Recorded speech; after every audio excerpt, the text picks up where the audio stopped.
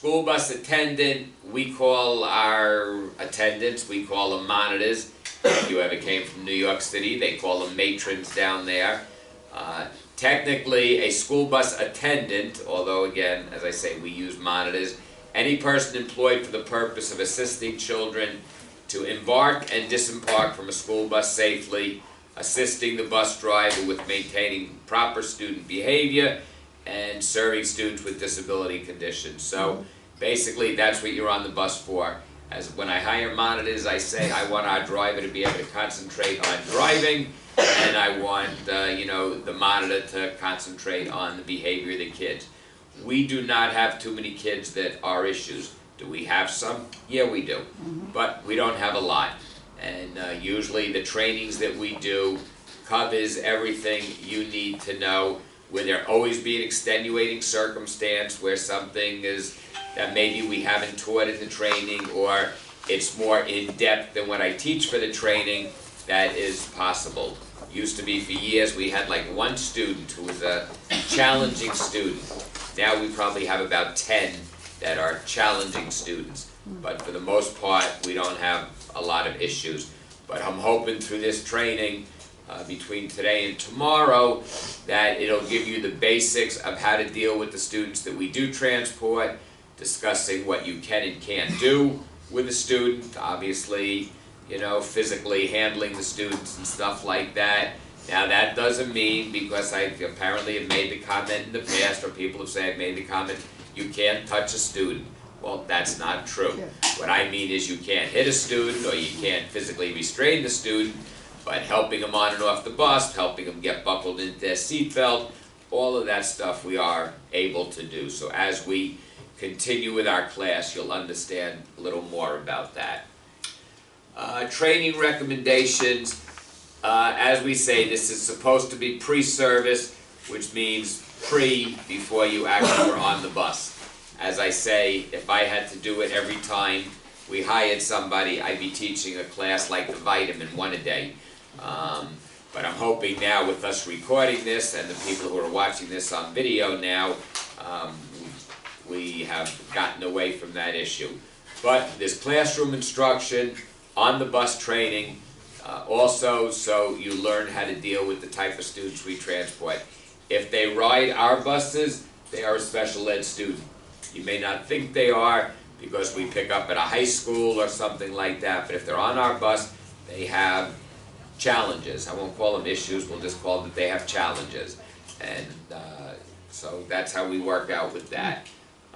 School bus driver, again, transporting the students safely. They are also required, in addition to the classroom training and doing the ride-along, they have to do a physical, they have to do a pre-employment drug test, they get fingerprinted, as do monitors. Monitors and drivers get fingerprinted prior to being a driver, being a monitor. Monitors, we have 30 days to fingerprint you.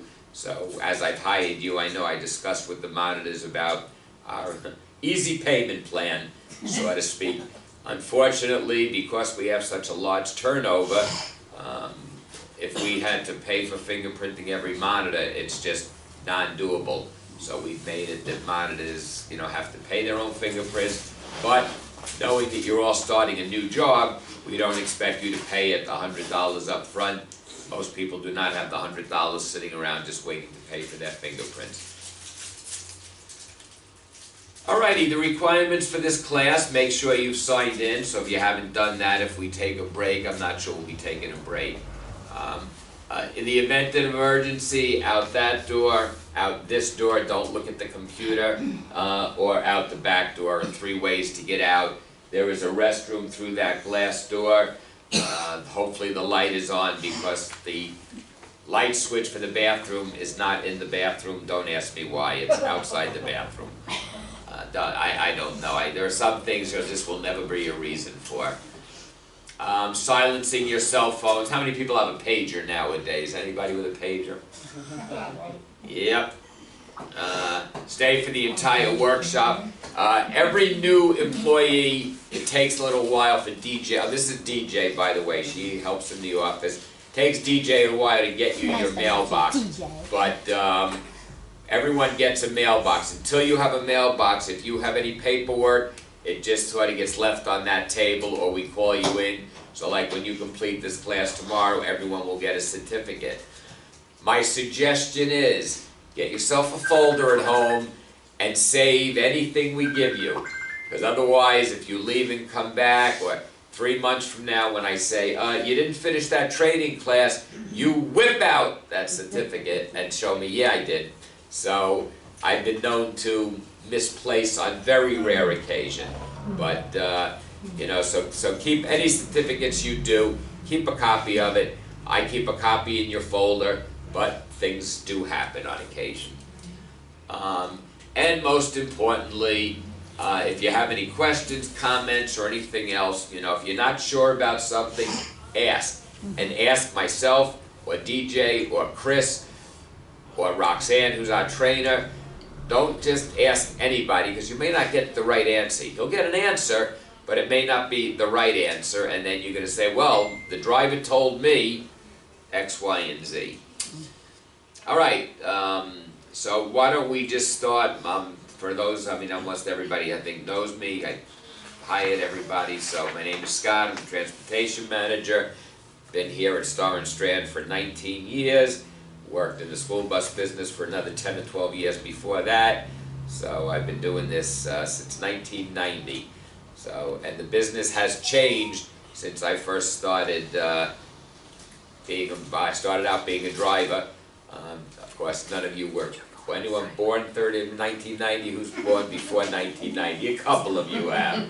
But it's like when I teach the class and I talk about some things and I forget that you don't remember those. How many people remember when the plane landed on the Hudson River? Yeah, that's what I thought. So not too many of you remember those things, so I have to always be changing my my relation of what I say. So if we want to go around, why don't we start right here and around. The people at the back table, they just miss me so much, they like to come in and just listen. No, so they don't count for the class, but go ahead. What's your name? Yep. Gabriella. Gabriella. Maybe a bus monitor. And you started when? Today. Yeah, 15 minutes, 20 minutes ago. Okay. Welcome. Go ahead, we'll just go right around. Kathy Abad, I'm a monitor. I started 3 weeks ago. Oh, you're an old timer already. Yeah, going on 4 weeks. I'm Kathy Tarmaco. I'm coming back as a driver. I've been here a couple years ago. She just graduated, is graduating this week from culinary school, so she's doing this while she does catering. She's gonna cater our barbecues, yeah? She's gonna cater our barbecues and make the office lunch, because DJ's hungry. Go ahead. Warner 20 minutes ago. Dawn also just started. Go ahead. Shannon Stevens started 11 weeks ago. I'm a bus monitor. Haley Cruz, I started 3 weeks ago. Essential Door, I started 3 weeks ago. How did we get along without you, Essential, huh? You've ever heard those jokes before. Go ahead. My name's Nazir. I started Monday. Gotcha. And DJ dragged you into the building, right? Alright, so you see we go from brand new, just starting today, to 11 weeks. So we're all pretty new at the job. A little history about school busing. Back in 1910, and no, I do not remember these buses. DJ might, I'm not sure. Yeah, there you go. There's Troy's first school bus. Not really, but 1939. that was 1917, actually, that bus. Back in the olden days, a typical school bus was... Now, how many people are going to fit in that little horse and wagon in 1938? I want to say, where are you putting the kids? They're obviously little kids. They build the kids bigger nowadays. Where are you putting them? It used to be that school bus drivers were farmers. They would drive a bus morning and afternoon, and then they would do their farming in between. So a lot of school bus drivers, that's how they got into this field. As you know, because a lot of you who are doing this, it's very good if you have kids. You're on a family, a kid-friendly schedule. If you have things to do during the day, appointments, you get that break time in between. Right, so it really works out for a lot of people very well. I've also discovered bus drivers as a group seem to be nappers, because it seems like a lot of our drivers take a nap midday.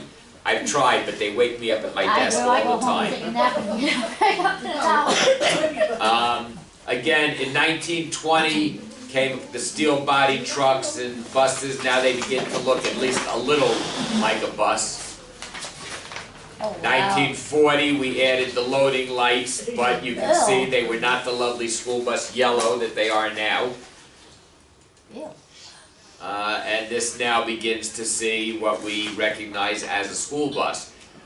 The agencies that we have to deal with, we have the State Education Department. They're the ones who come in and audit me and make sure that I teach all these classes, that I don't just have you come in, sign a piece of paper, and wave to you as you leave, because it's a legal document that you're signing and I'm signing.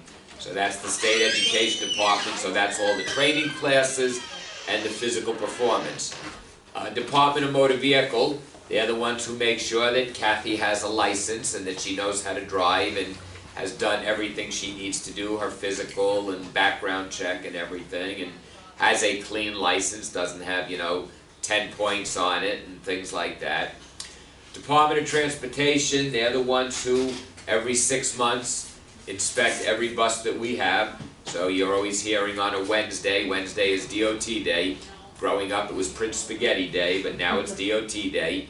And our buses get inspected twice a year. So they have to be brought in. Little John goes through them and repairs what needs to be repaired and everything that goes with it. So that's DOT. And then the last thing is the National Highway Traffic and Safety. That's when there is any kind of an accident or something happens, they come in and investigate. You'll hear it whenever there's a big plane crash or a big accident, such as the one, now I know hopefully most of you remember the one in Schoharie that's now on trial. That was about 4 or 5 years ago. They come in and investigate and determine who to blame. And right now there's the lawsuit because the driver and the company is trying to blame Mavis for not repairing the vehicle, but that driver was driving a vehicle that was out of compliance, that should not have been driven, did not have proper brakes, etc., etc. Wasn't he out of class too, though? He was out of class, he shouldn't have been driving. The bus company, now, real nice, the father of that bus company, he skipped the country and left his son to take the fall for it, yeah. And his son is now, going. To prison. Yep. The guidelines about the buses, they administer what we have to have. All the buses have to have Star and Strand on the side, a bus number on the side. That the vehicles get maintained properly, and that we transport the students safely. Anyone have any idea, when do you think laws get created? When is it that the legislature or whatever comes and says, I think this should be a law? I do.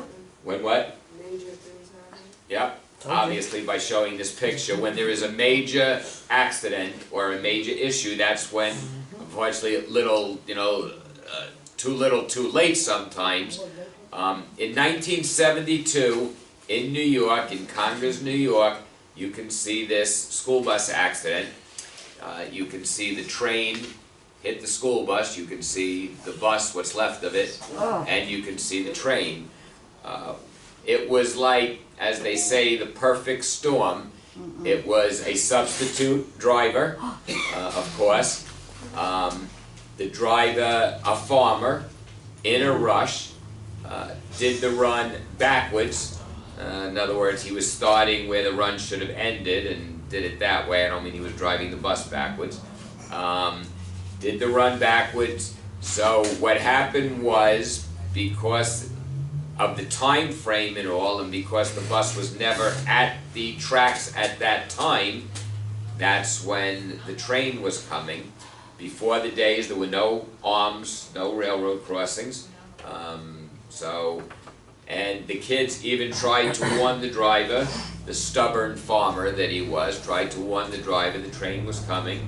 And unfortunately, 4 or 5 kids were killed, as was, I believe the driver lived. So because of this accident in 1972, that's when what we call all the 19A regulations came in. When I started driving in 1990, you needed a physical, you needed to upgrade your license from a regular license to a chauffeur's license, and physical, chauffeur's license, and was the other item maybe a drug test? No, I don't even think it was a drug test. There were three things, and I'm so old, who the heck can remember back then? Now, there are just so many laws and regulations that we have to follow. When I started, there was no training. I lived in Albany, and about a block and a half from my house was a company called Albany Ambulette. They were a school bus company, a pretty crummy school bus company as it turned out.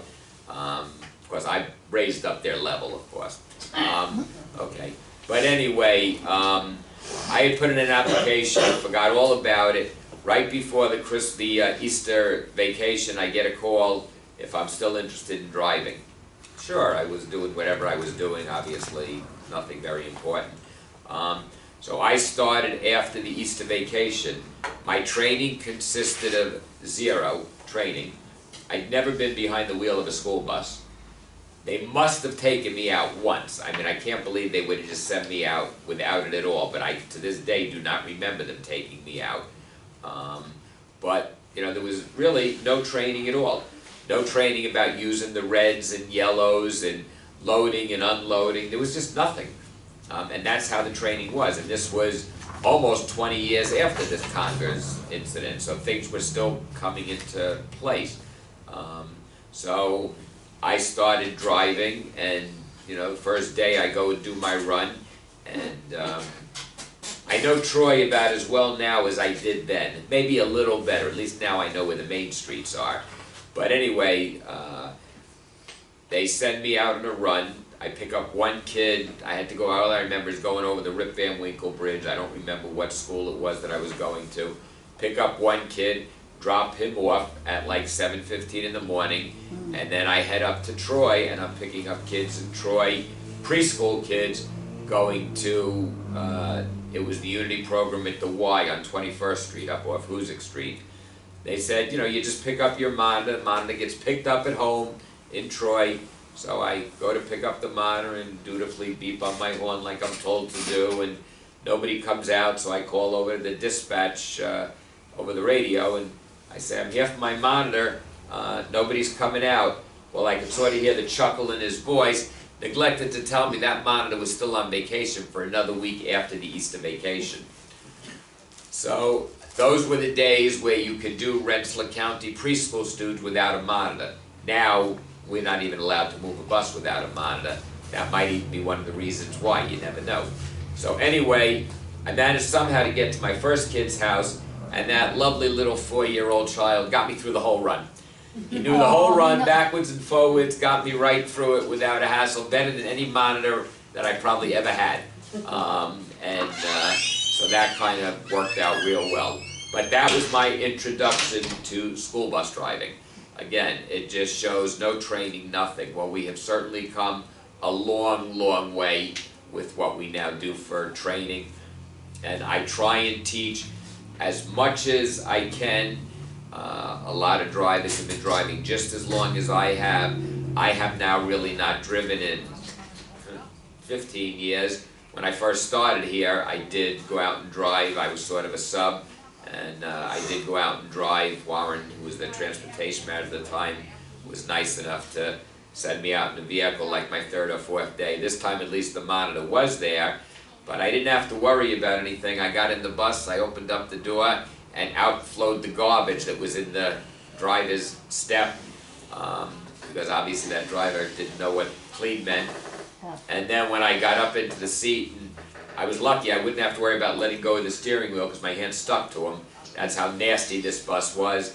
So that was my introduction to Star and Strand transportation, driving a bus.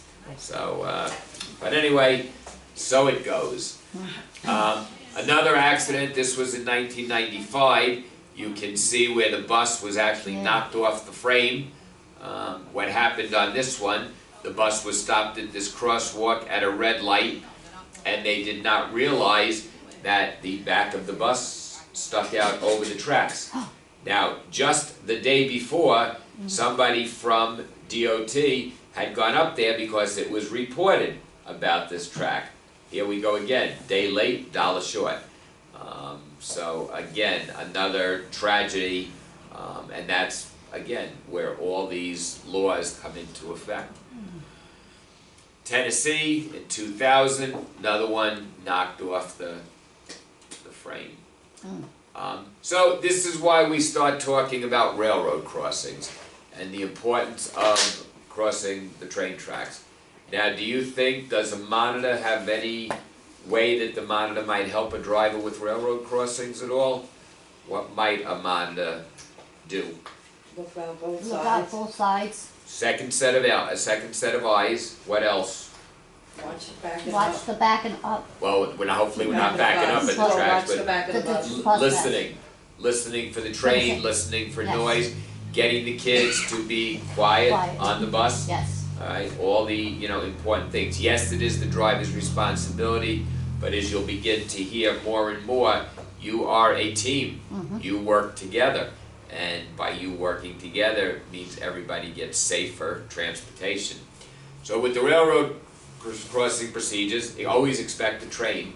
Now I have a driver that still works for us, and when he was doing railroad crossings, I was getting a report that he was not stopping at the tracks in Cohoes. So I call him into the office. Now, everybody is responsible for themselves. You can feel whatever you feel about Star and Strand, about me, about the company, whatever, but if you're a school bus driver, it's your license, your responsibility, you need to do what the laws are. So I said to him, I'm getting a report that you don't stop at the railroad crossings. His answer to me was, well, maybe if Jay paid me more, I would stop. Yeah. Of all the, so it's okay that your kids get hit by a train. If we were paying you more, we would have made sure your kid, it's just, it was That's just pathetic. a type of an answer like that. He's So looking out for himself but not the children. that's it, and that's not, I've had other drivers, we had, our buses have the the locks on the back door, and drivers are taught about locking up their bus because otherwise people get into your bus, the last thing you want to do is come onto your bus in the morning and find they set off their fire extinguisher. But some of our old buses did not have the lock on them, and the drivers they used to take the back seat belt and tie it closed. Yeah. Well, we had a driver who did that, and his monitor was telling me that the driver would then leave the parking lot. He doesn't work for us anymore. Driver would leave the parking lot and not untie, the back seat belt. So I went up to, these were the days I was a little more mobile, and I went up to, it was Troy High School, and I went to the bus and I went to try and open the back door from the back, and of course it didn't open. So I had the driver come back to the office. I said, well, why is your door closed? What if there's an emergency and you need to evacuate the bus? Well, it wasn't the monitor's business to tell you. It is. Okay, so you are putting everybody at risk, yourself, the kids, your monitor, and all you're mad about is the fact that, you're right, that somebody snitched on the fact that you didn't undo the seatbelt. What I'm trying to get at, we can teach everybody everything, and most of our employees are great. I will say we have 120 employees, and I will say 110 of them, no issues, no fuss, no muss. Unfortunately, those under 10 sometimes can make things challenging, I guess would be the word. I hear So you. anyway, when the driver gets to the railroad crossing, he observes traffic, so that means even behind him.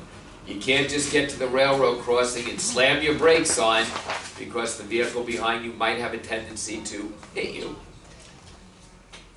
Using your hazard lights, your four-way flashes. Years ago, drivers were taught to use their reds and yellows, but that is no longer taught. We only use our reds and yellows when doing what? Picking up and dropping off children. Picking up and children. dropping off. Yes. So four-way flashes, you tap on your brake lights because you're warning people they're going to stop. it's so much more important when in a bus or a van. Not that it's not important in both, but when is it really, you know, that you really are becoming a warning device? Bus or the van, do you think? Van. Van. Why the van? Smaller. It's smaller and Does anyone expect the van to stop at the railroad crossings? No. Not usually. Now, a lot of our vans now, Johnny has started putting on the back, no right on red, stops at railroad crossings, stops at every Dunkin' Donuts, whatever's on the back. But anyway, so you know, you are warning that you are gonna be stopping, because people just are not expecting it. A yellow school bus, people know school buses make a lot of stops. Bring the bus to a full and complete stop with or without passengers, and this is bus or van. You don't have to worry about it if you follow with the booklet, so don't get too. Even if you have no students on the bus, we want you to stop, because if not, it sends a mixed message. If we sometimes stop and sometimes don't stop, the general public says, well, yesterday the bus stopped at the railroad crossing, today the bus just went through the railroad crossing. How come? Well, some bus companies, their policy is if the bus is empty, they don't make the driver stop. The law is, and our policy is, with or without passengers, bus, van, tricycle, bicycle, you have to stop at the railroad crossings. Stop not less than 15 foot nor more than 50 feet from the track. If you get too close, what might happen? Besides, you might get hit by a train, but what will happen before the train hits you? yeah, the The arms are gonna come down and yes, they end up hitting the front of your bus. Yes. You panic, you go to back up, and you back into the car, Yes. and you back into the car in front of you, exactly. and back of you. Back of you. Yeah, so, or even worse, you panic more and you pull forward and we won't even discuss God. that. Yeah. So, fully open the service door and driver's window. Well, our policy is, you definitely have to open your driver's window as a driver. We do not push for opening the door because the type of students we transport, the concern came up with several of our drivers that they were afraid that their monitor would escape. I mean, I'm sorry. They were afraid that kids, being the kids that we transport, would go to either get out of the bus or freak out or panic or whatever. So we encourage, not we encourage, the law is opening the window. The doors, we leave it up to our drivers to decide. You know your kids better than anybody else. You know if you have kids for Parsons, St. Catherine's, things like that, you know, your kids, you may not want to open the door. So, have a wonderful morning. Goodbye. All right, class over. We quiet the passengers and the equipment. In other words, lowering the two-way radio, because I'm running my mouth. Quieting if you have the AM/FM radio on. Telling your kids to, you know, quiet down a little bit. So just, you know, at the railroad procedures. Look and listen for the train. When the tracks are clear, close the door and proceed on in a swift fashion. You don't, you know, like pull out slowly and keep looking for the train while you're now in the middle of the railroad tracks. Turn off your four-way hazards, reactivate your radio so you can hear what I was saying that was so important. Like a 50-50 or, you know, scratch-off ticket, something very important, I'm sure. All right, so I'm not going to do the review questions. We've already discussed the different agencies, what a bus driver is, what a monitor is, and traffic highway safety. So moving on to part 2. Pre-trip inspection. Anyone know? Again, some of you have been working for us for a while, so what is a pre-trip inspection? Go ahead. That's when the driver checks the vehicle before it goes out on the road, make sure the lights are all working and in working order, the hazards are working, the tires are full. Okay. That's optional, right? They don't have to do No, a that pre-trip, has to do be they? done all the time. Every day? Every day. Every day. Twice a day if they go out on an afternoon Yes, sir. run too? Mm-hmm. Wow, I didn't know that. The bolts on your tires, you gotta check them to see if they're Well, I tight. just figured if there were 4 tires, you're good to go. Sometimes it's not. Okay. The streets of Albany and Troy, you need to check your You gotta tires. is check, true. we're going That is double true. check, Scott. Them whole we- You might pockets. lose a wheel. That's right. That is true. Look, when I was, well, I'll tell my story later on, but yeah, I mean, anything could happen. Now, we had one of our Lux busters, we also had Yeah. a Northeast shuttle just this week, or was it last week? Was it yesterday or last? That must have been last week. And going down the highway, he had a blowout. Now, not because he didn't pre-trip his bus, it's John Gotts, and I know he pre-tripped his bus probably 3 times over, but he ended up having a blowout. But a monitor doesn't have anything to do with a pre-trip, do they? No, but they But we do should know. sometimes be outside and watch, just Right. to overlook to look over something that maybe the driver may have missed. And what could, well, maybe miss, A but what, mirror not being, what could you do as a monitor to make your... just bring it up, just, you know, like Correct you said, it. be the extra set of You know, eyes. correct them. That's the words I like, the extra set of eyes. You Yes. could be assisting with pre-tripping the vehicle.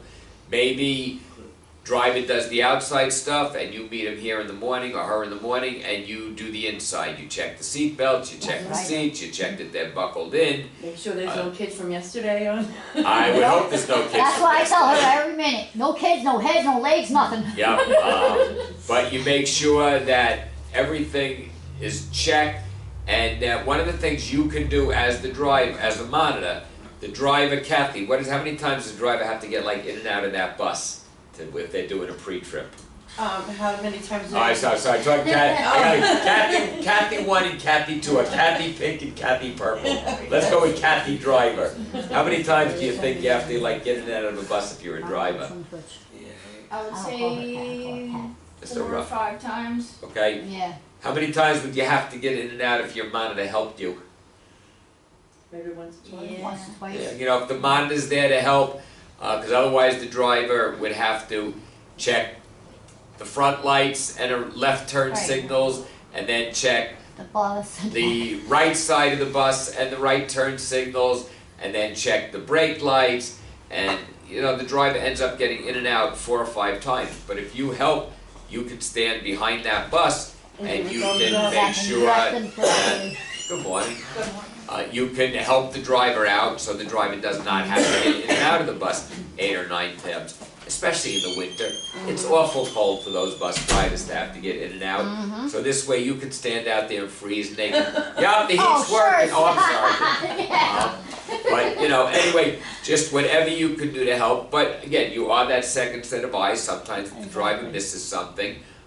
But the main thing is that you help the driver. But a driver must pre-trip their bus or van every morning before they head on their morning run, and in the afternoon before they head out on their afternoon run.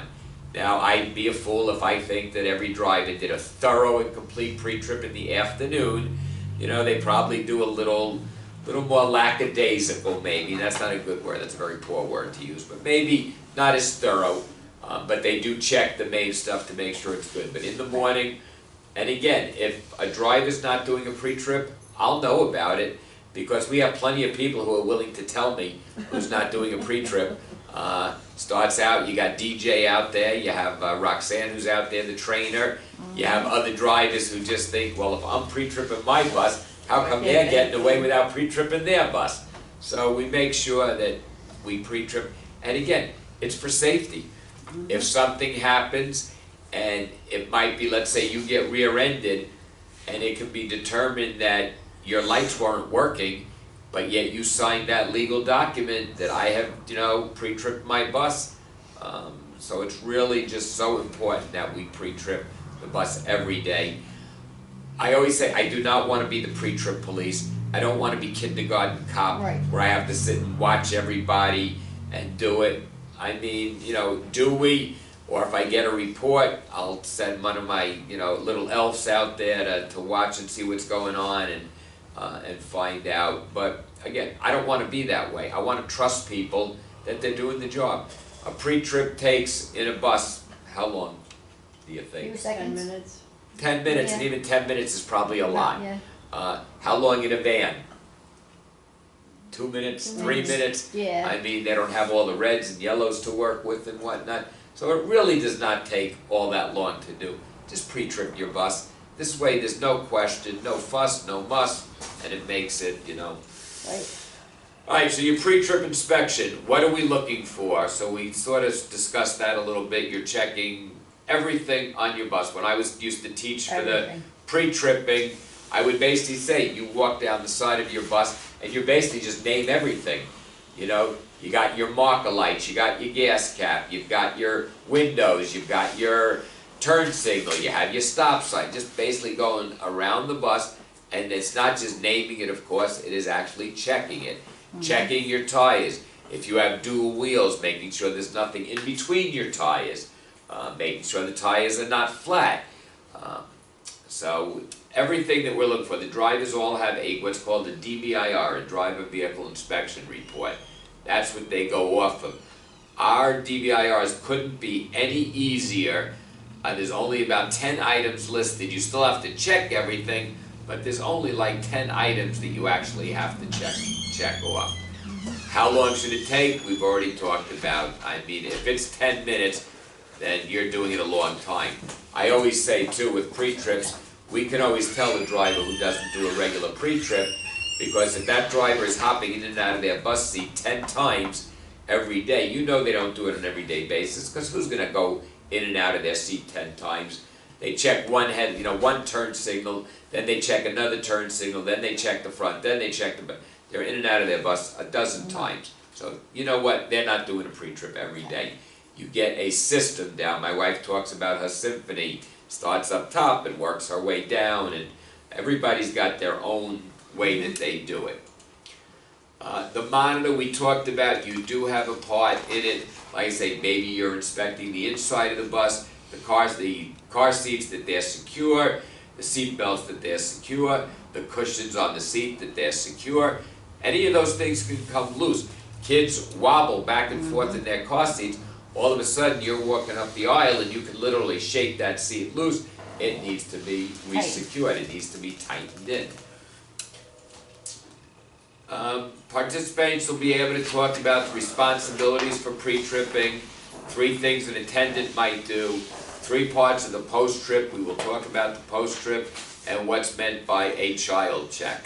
Anyone know what a child check is before I even go ahead? Isn't that when you press the button in the back of the bus and make sure there's no children left on board? Right, so we just have to push the button. We don't have to look or anything, No, you right? have to, yeah, because like you said, they hide under seats, they will hide and think it's funny, but you've had that issue before. We have a few, and again, if some of you have listened to me before, we had probably about 4 or 5 years ago at our August refresher meeting. Every August, we're required to do a 3-hour in-service training.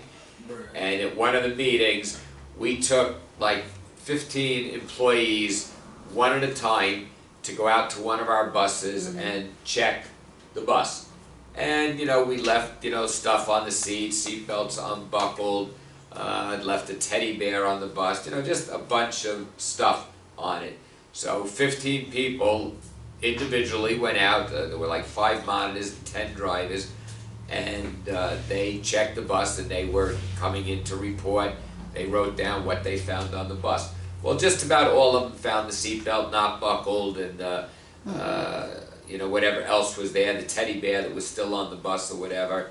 Out of those 15, only 1 found the kid who was hiding under the back seat. We paid off Chris Bedoyne's grandson, who was very little at the time, and it's amazing what a kid will do for $5. He didn't make a peep, and he was under that seat, and he was, they missed it, overlooked. 1 person found them, 1 other said, well, normally I open up the back door and I would have seen him, but the thing is they didn't. So, so that just, and the reason I did that, a year before that, I go to a training class every year, just like you guys have to sit through these classes. I have to go to one every year also. And they did that, somebody did it as one of their projects for the class, and they did it, and they had 30 trained school bus driver instructors, 30 me's, for better or for worse, anyway, out of those 30, this was not a class I was in or anything, less than half of those people found the kid on the bus. So out of 30, 15 people found the student, and these are people that are the professionals who should have certainly known better. So it's easy enough for something like that to happen. Always we- double look. Exactly. Always double look. We, and I'm embarrassed when I say this because I'm the one who teaches the training, so I'm embarrassed when I make the statement that we went 12 years without ever leaving a kid on the bus. And then within the course of 2 years, we did it 5 times. That to me could have been a tragedy 5 times over.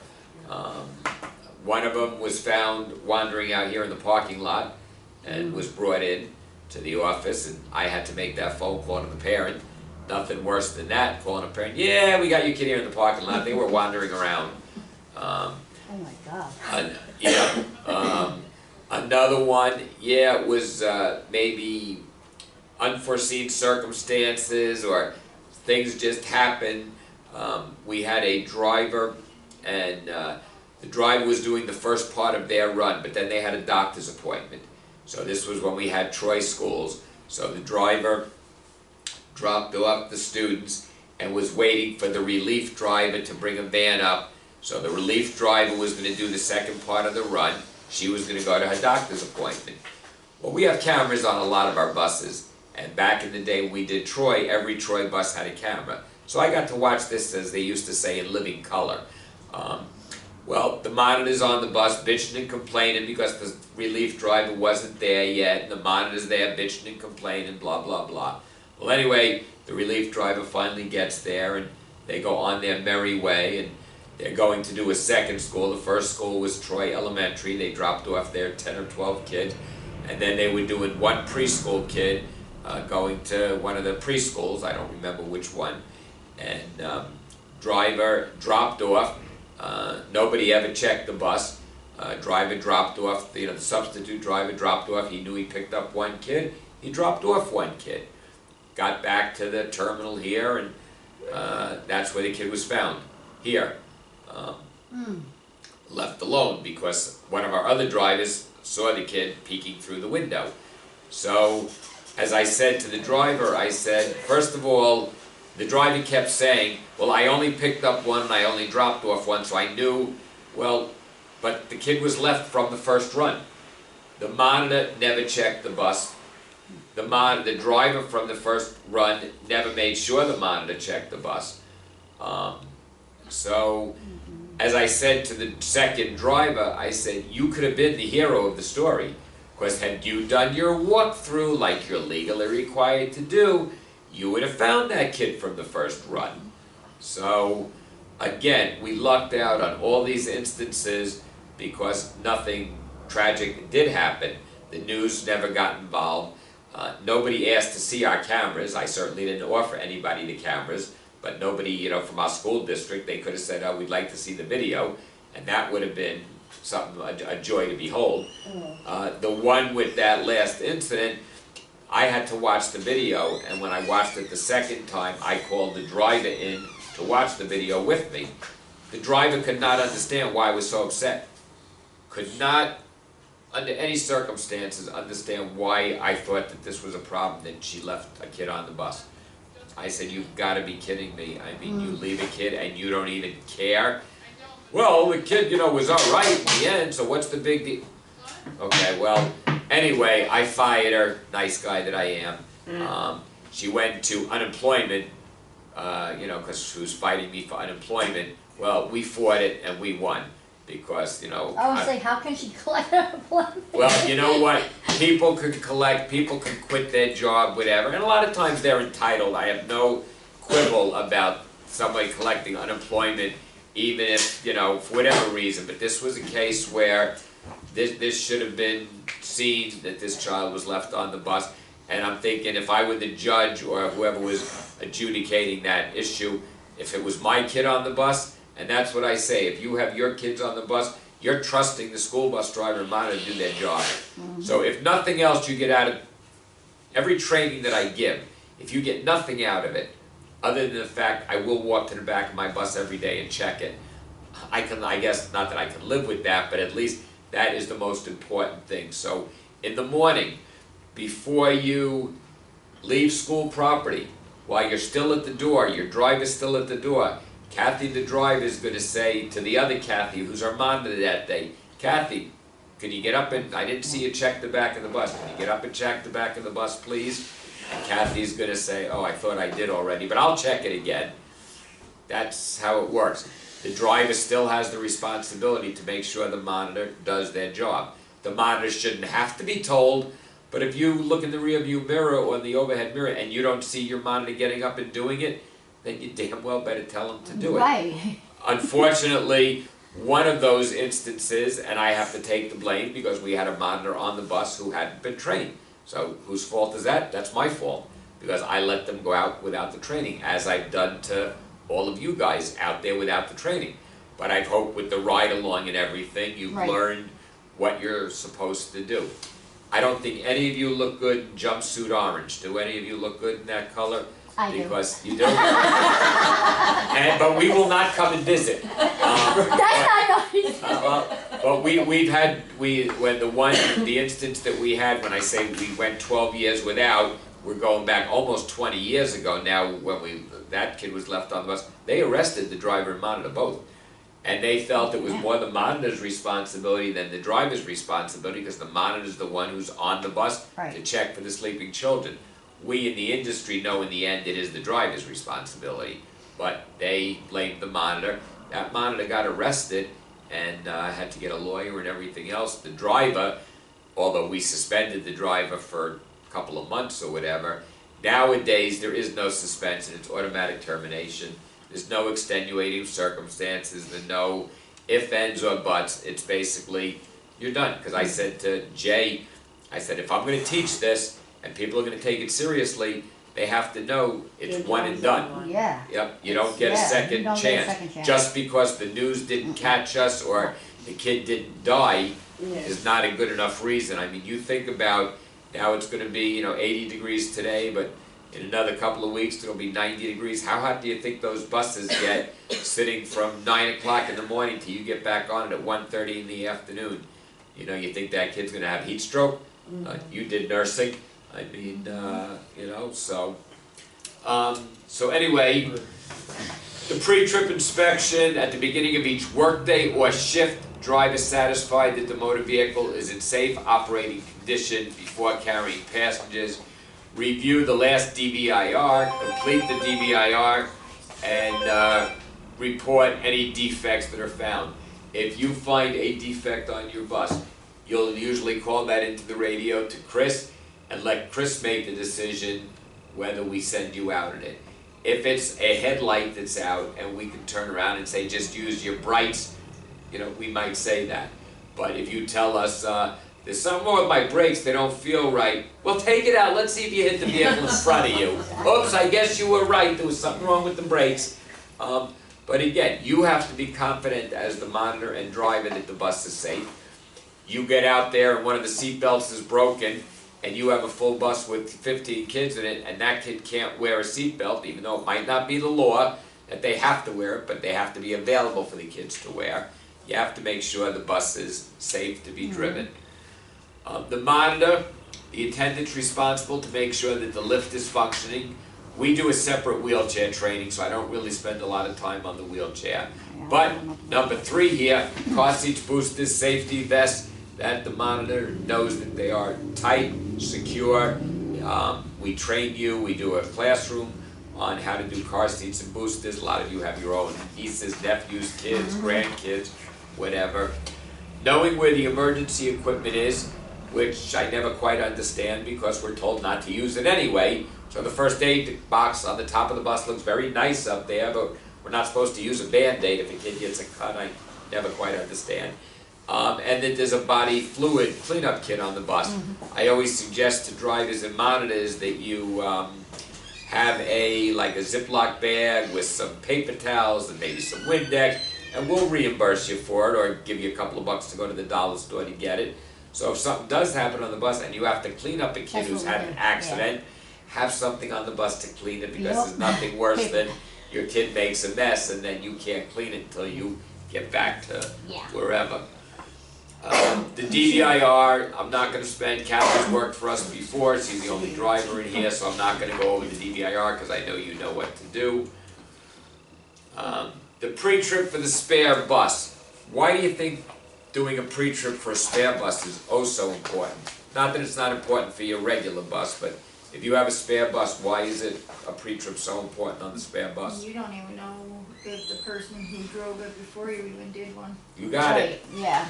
Every driver gets in the spare bus, and And every it can be driver different. says, it's not my bus.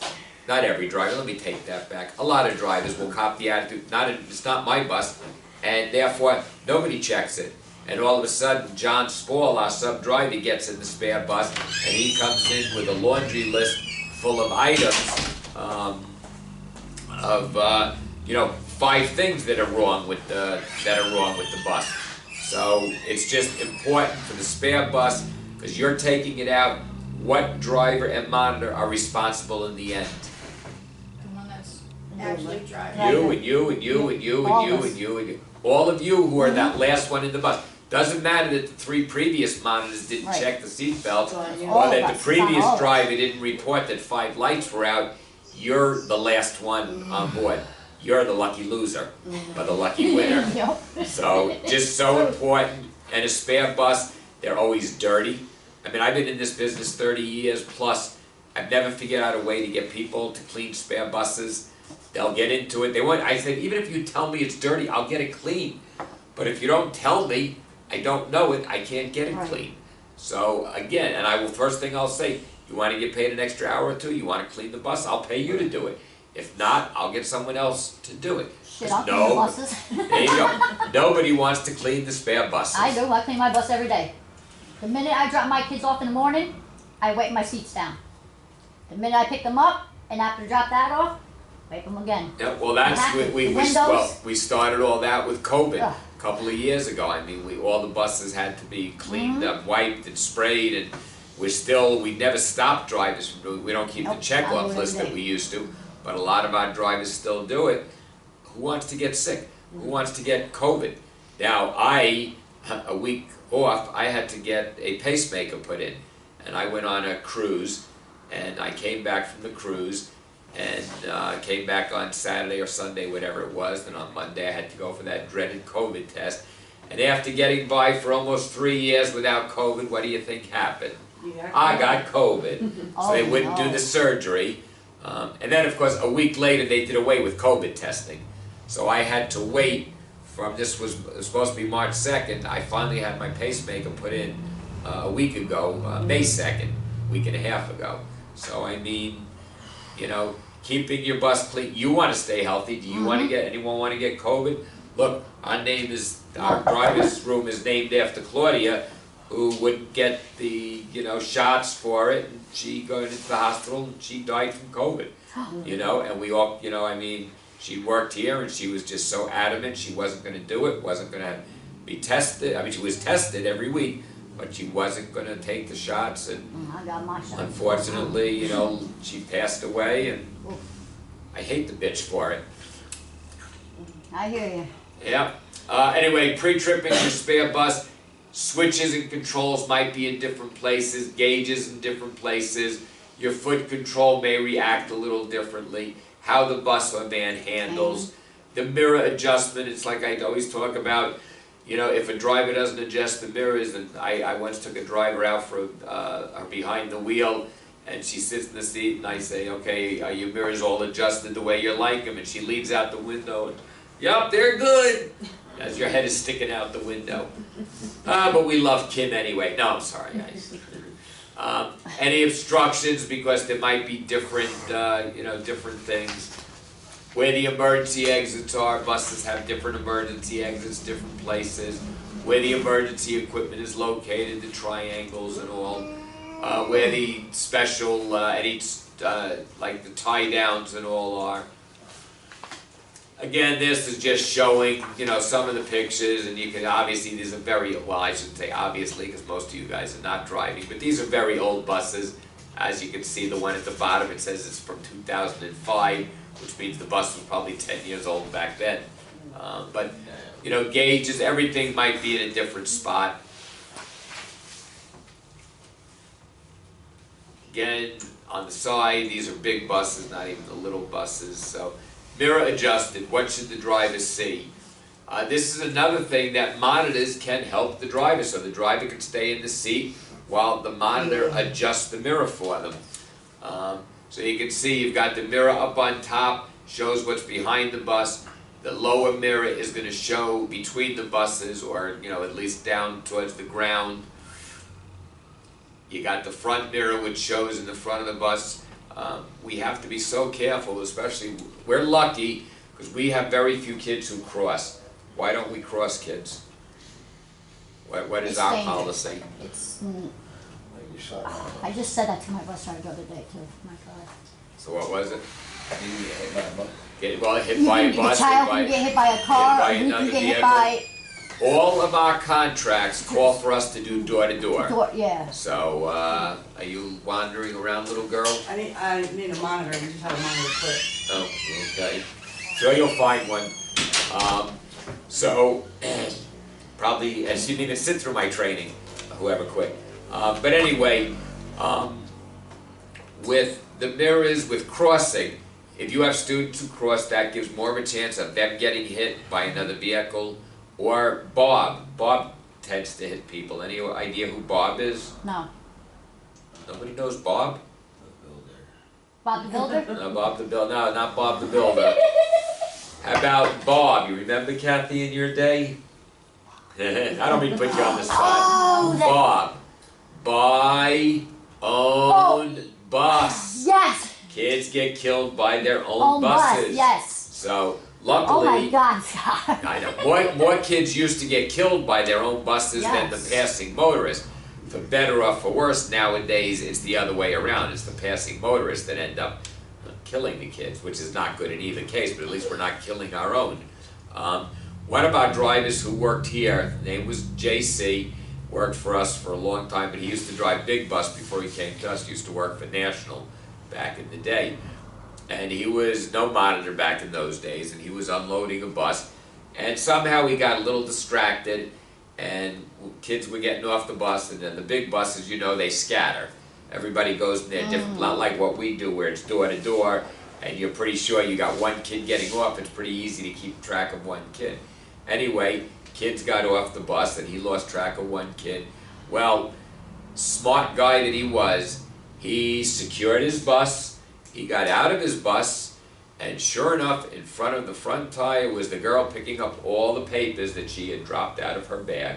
Oh my goodness. He says he doesn't even know how he made it through that rest of the run that day. I'm not sure I could have made it through, because had he just been a driver who said, I'm sure she got into the house, I'm sure I didn't miss her, I'm sure her mom has her, and then there would have been pulled over and killed the kid. So again, I keep bringing these things up because I want you to get out of these trainings the important role that drivers and monitors play in these kids. You have to be out there protecting these kids. And if you're not sure of something, you lose track of something, or you're not sure, you check, and you double check, and you triple check, so that you're never the one.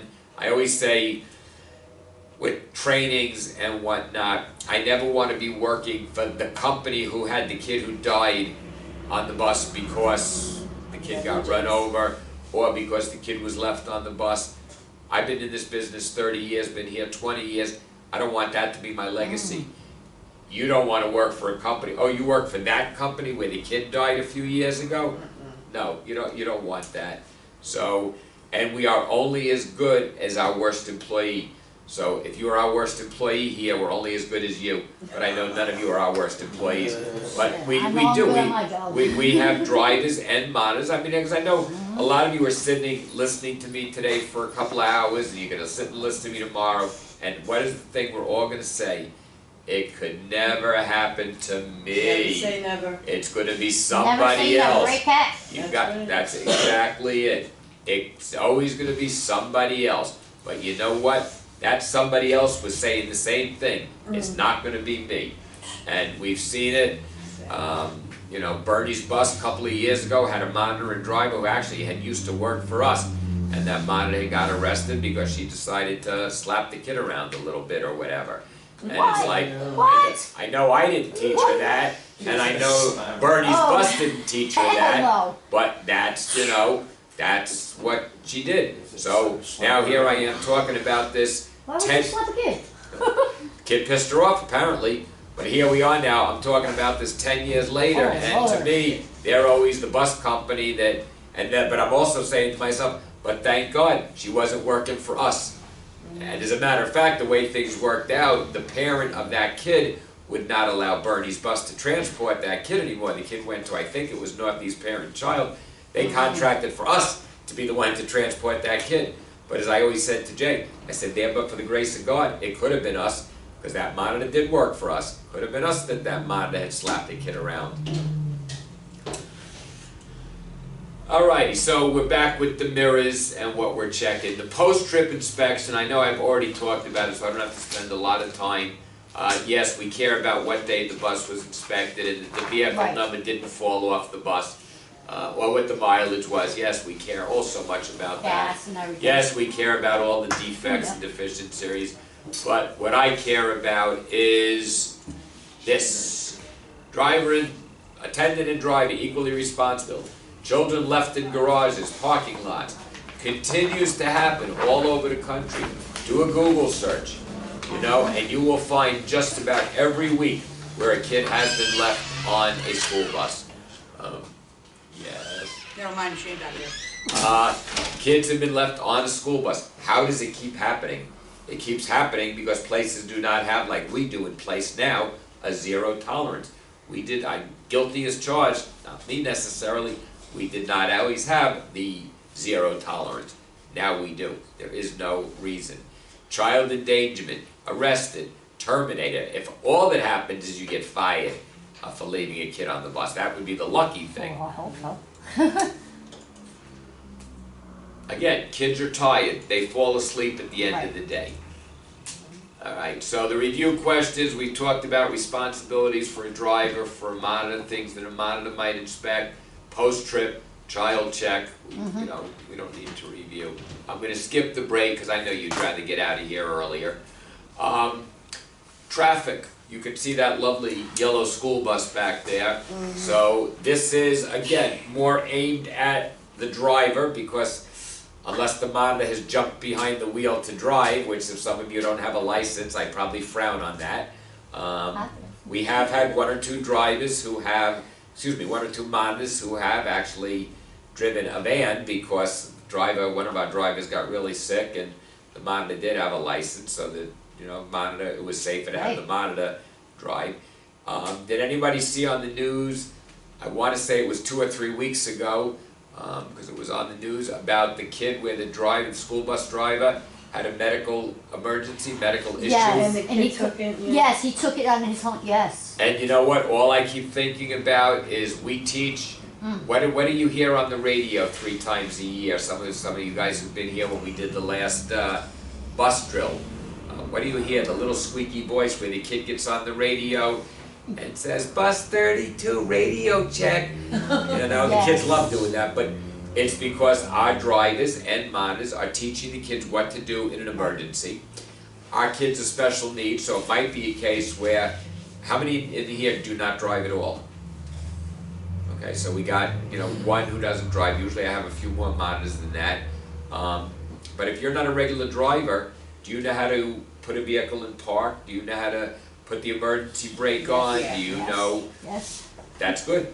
But a lot of people, if they don't drive, they've never learned any of that stuff. So when there's an emergency on the bus and they don't know what to do, they don't know how to stop the bus, the driver all of a sudden passes out behind the wheel and the driver sits there in the the monitor sits there in the passenger seat and says, what should I do, as they're about to go off the side of the road?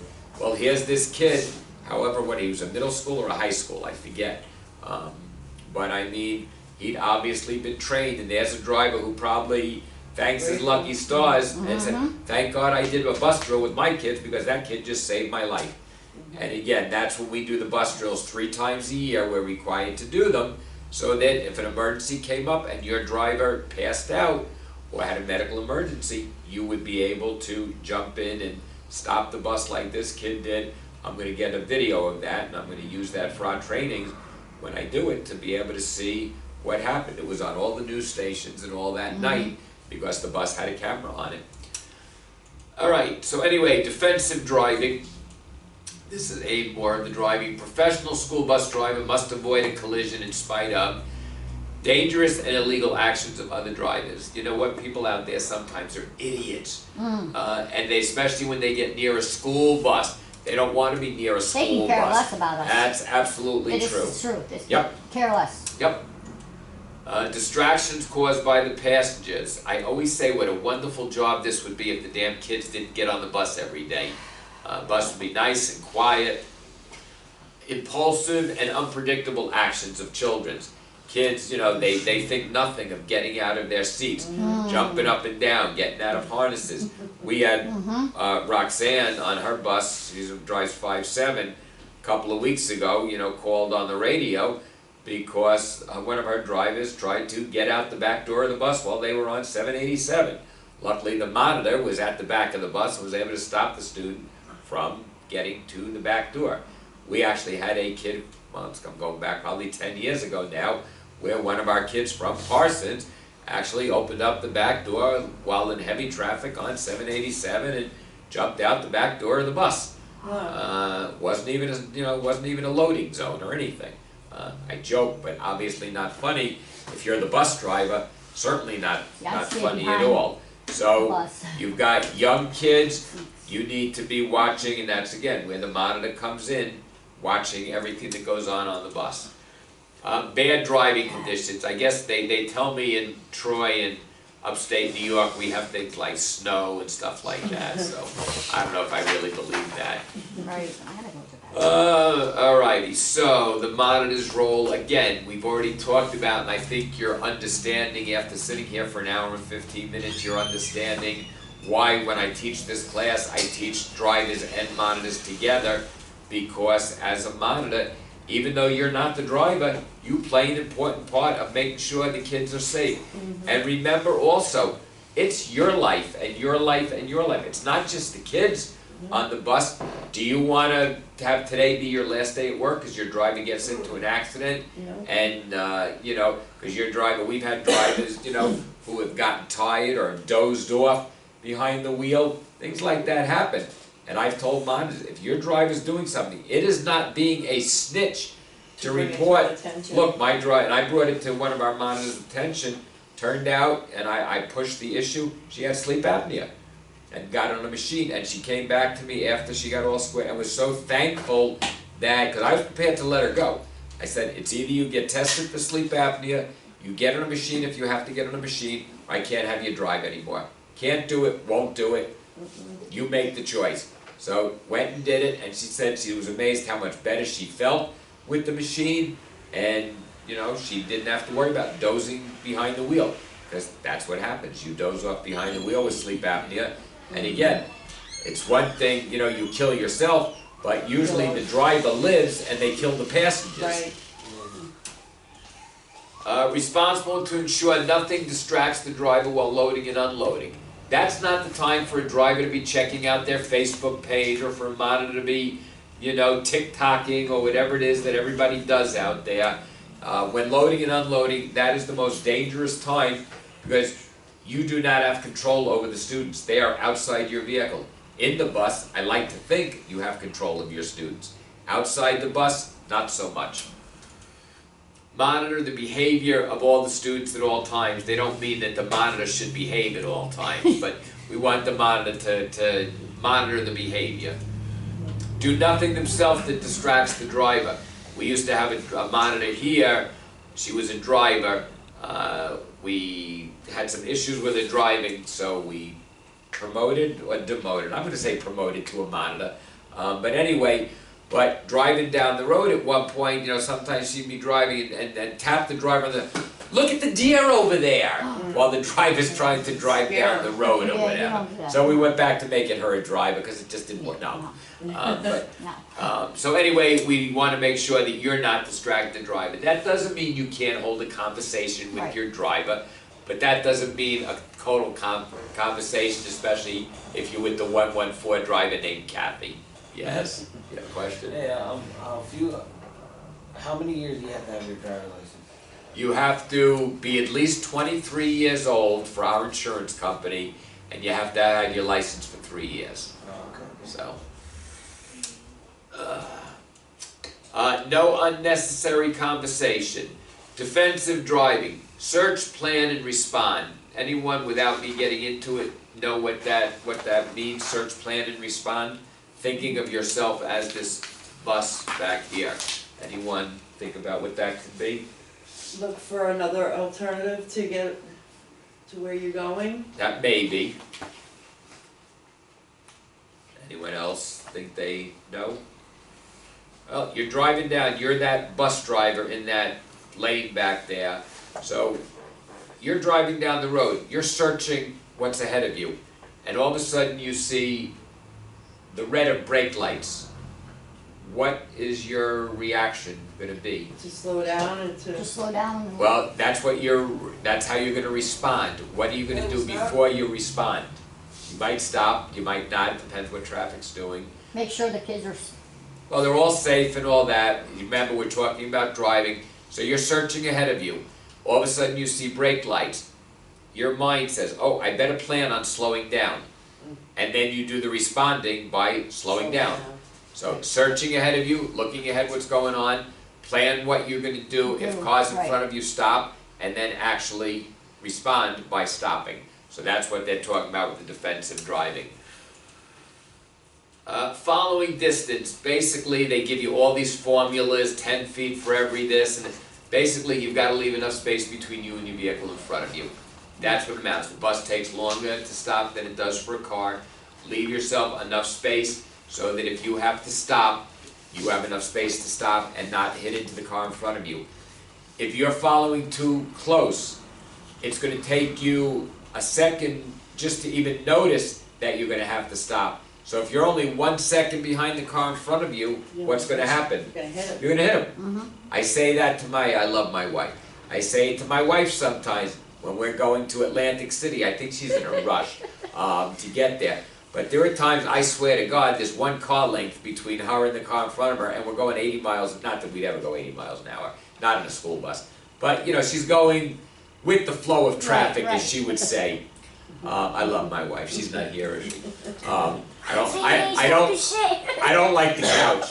But anyway, leaving yourself enough space, increasing space when road conditions are poor. You got snow, rain, sleet, ice, fog, any of those things, leave yourself more space. room, yeah. Now, I grew up learning to drive in New York City, so I always sort of learned if you gave an inch, they would take the mile from you. Yeah, they would. So, They bumped the bump down right. there. So you didn't want to give that extra inch, but you're in a school Right. bus, you've got to give yourself that extra Right. space. Light, too much light, too little light, you have the glare, the sun. Make sure your lights are clean on your bus. Maybe Bus. while your bus driver is out there gassing up their bus, instead of you going out to have your cigarette, grab the squeegee and, you know, maybe clean the lights for them. Now, I never quite understand. I've seen some of our buses where the bus is filthy, the lights are filthy, the mirror's filthy, but they squeegeed off the bus number. Now, if I was going to have the rest of my bus be dirty, I don't think I'd want them to know what bus I was in. Nothing for right. nothing. But again, the glare from the light. Anyone, when you've driven, you go over a hill and all of a sudden you have, you know, the glare and you don't see for a second or two. Well, if you're too close to a vehicle in front of you, that's where tragedy comes. Having a good pair of sunglasses, even in the winter. Some defensive driving tips. One of the topics that we're going to be teaching at our August refresher meeting this year is about your emotions dominating your driving. If you're having a bad day as a driver and you take it out on the motoring public around you, that is where tragedies happen. It's bad enough you're a monitor having a bad day and you yell at a kid, or you're a little short with a kid or whatever. Okay, that's not so great, but you're not going to kill the kid either because you just yelled at him. You know, Johnny, you're not sitting in your seat properly. But you are driving and you're driving down the road and you're pissed off because some car just cut you off and now all of a sudden you're driving like a maniac because you want to see what Catch up idiot with just him. cut Right, you. Right. yeah. So again, in a school bus, Can't do that. absolutely not. So defensive driving, don't let your emotions dominate your driving. Doing the pre-trip, we've talked about that.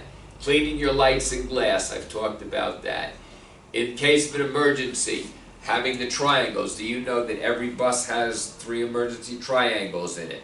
I don't know if you've ever asked your bus driver where they are or how to use them, but it would not be a bad idea, because I know when I first started driving, I broke down one day within the first year or 2 of driving, and my office said, well, while we're sending a tow truck, put out your triangles.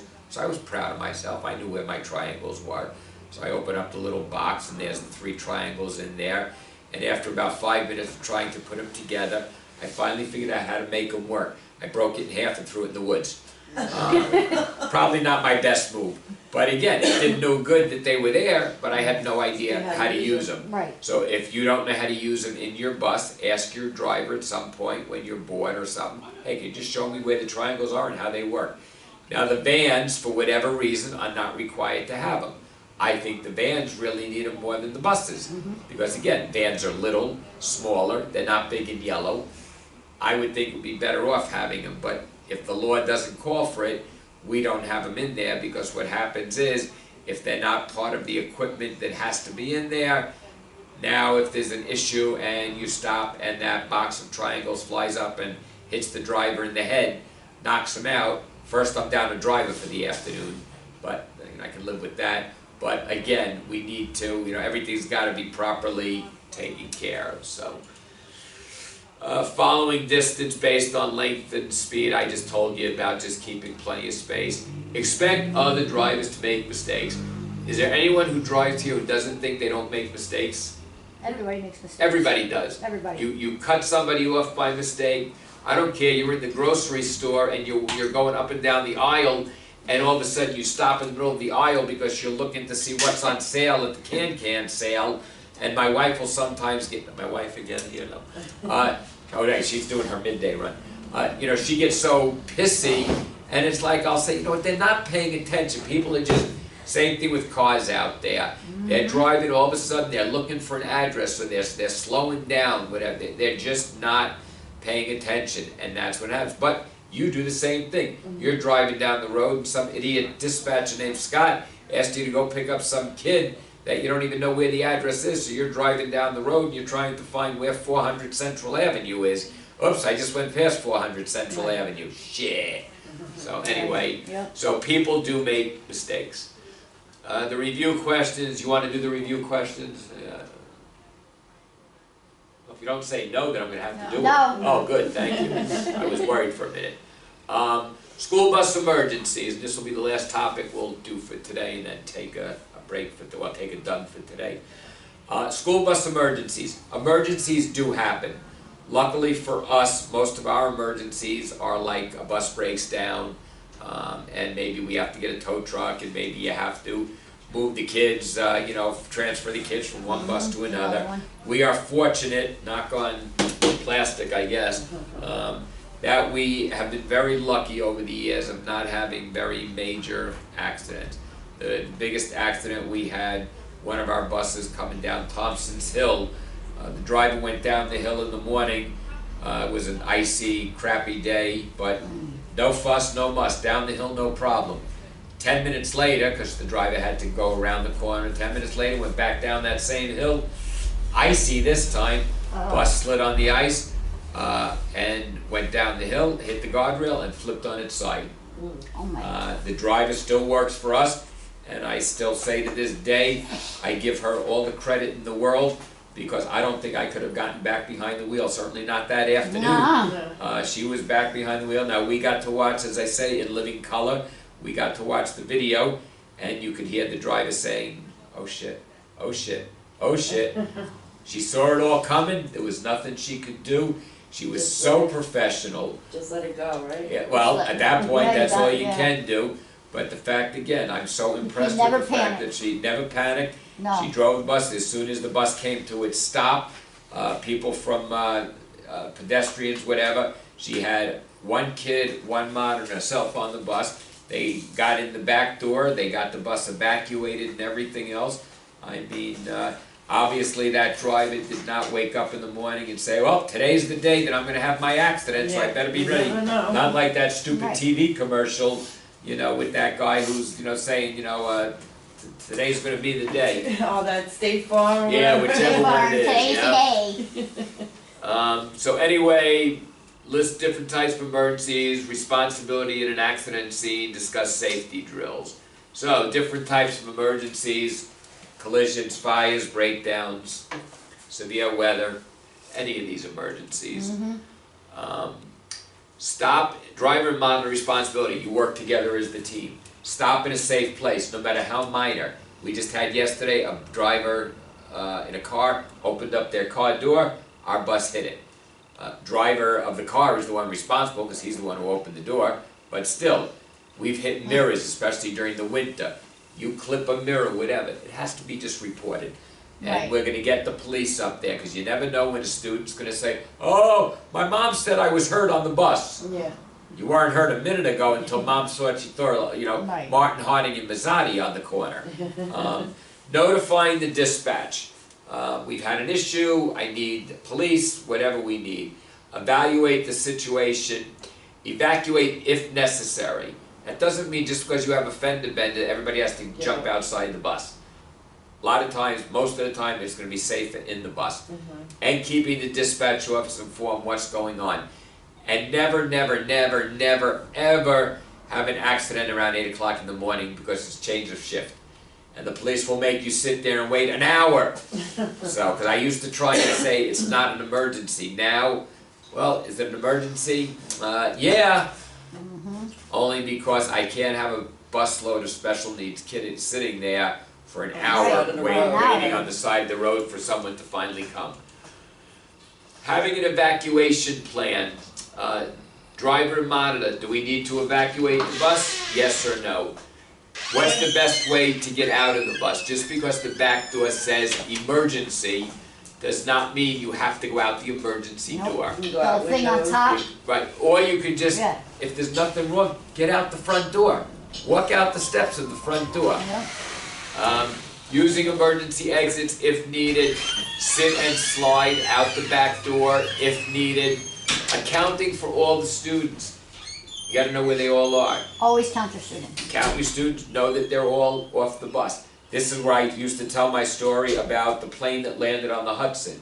If you ever get a chance to see the movie with Tom Hanks called Sully, this was the accident that happened. They landed on the Hudson. It's now, because I just happened to see the movie a week or two ago on TV.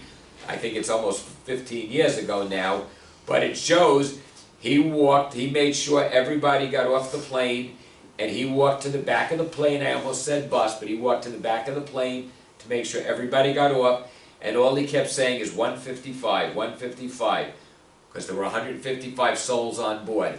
If only 154 got out and one didn't, that would not have been a successful landing. He was waiting to hear that all 155 Right. got out. Same with you guys. You have 15 Yes. kids on the bus. It's not 14 out of 15 made it out alive. No. That's not a good number. It's got to be 15 out of 15. No man gets left behind. You got it. All right. Specific things: turning off the ignition, setting the emergency brake, summoning help where needed. If you have to use the emergency, kicking out the windows, setting off the warning devices, whatever, helping small students off the bus. I do once a year a bus drills training that I spend about a half an hour. So therefore, for this one, I'm cutting it a little, a little closer, just because we'll do it when we actually do the drill. But these are just things. A lot of these things are common sense, I hope. Drills are restricted. If you do a bus drill, it's got to be done on school property. We had one year, I got a phone call, they wanted to know why our bus was unloading out the back door at Price Chopper. The lady didn't think it was funny when I said it was their annual can-can sale. I thought it was funny, they didn't. But anyway, any evacuations off the bus on school property, because we do special needs students, we don't want them going out the back door of our buses. It's different than the big buses. Our kids, we have kids with autism and serious special needs. Last thing we need to do is have them go out the back door of a bus. yeah. Because what happens with kids with autism and things like that? What They get happens? overwhelmed, they get excited. Overwhelmed, they They do get not scared, take they don't change know, well. right. They get nervous Yeah, when you right. as the monitor don't show up that day. Or if you're a new monitor on a bus. You got- Exactly, yeah. they don't know who you are. Like, whoa, they don't wanna Exactly. even get on the Right. bus. Who are you? Where's my regular monitor? Where They don't is like Mary, names. Joe, Billy, whoever? My kids do that. Yeah, you know, so when you're a sub, it's very hard because you're the sub on there, and Yes. all of a sudden you're a different face to these Right. kids, and they're used to. That's why when I hired you, pretty sure anyone will say I've made the same statement. How important it is. The kids need continuity, and I say to you, are you going to be here every day? And everybody shakes their, oh yes, I never miss a day's work, as they call off on the third day of work. We had a driver now. She'd already let's see, she worked Wednesday last week, Thursday last week, showed up late yesterday, and forgot to show up today. So What? she's one of our starters. Yeah, she just started, so. I'm not doing emergency drills. I'm not gonna go over the safety drills, because like I said, we're gonna do that. You wanna do the review questions, right? No. I didn't think so. Alright, so tomorrow, 9:30, back here again, loading and unloading, and we will finish up this class. Can we take these booklets home? You can, Okay. make sure you've signed in on the clipboard though. Yes. We'll do 9:30 probably till around 11 o'clock again tomorrow, get you out of here so Kathy can practice her marching in. So, right, tomorrow's your marching in, or is that today? Nope, it's tomorrow. It's tomorrow, so I don't want you to be late, I don't want you to trip going up the aisle because you were running in class. So, Oh, you graduate tomorrow? Thursday. Thursday. tomorrow's practice. You know how a practice emergency graduation drill. So anyway, make sure you've signed in. You can leave your books here or you can take them with you, whichever. And tomorrow morning back here at 9:30, we do it again. And thank you one and all. Okay. All right, Scott, I'm gonna stop. Okay, thanks.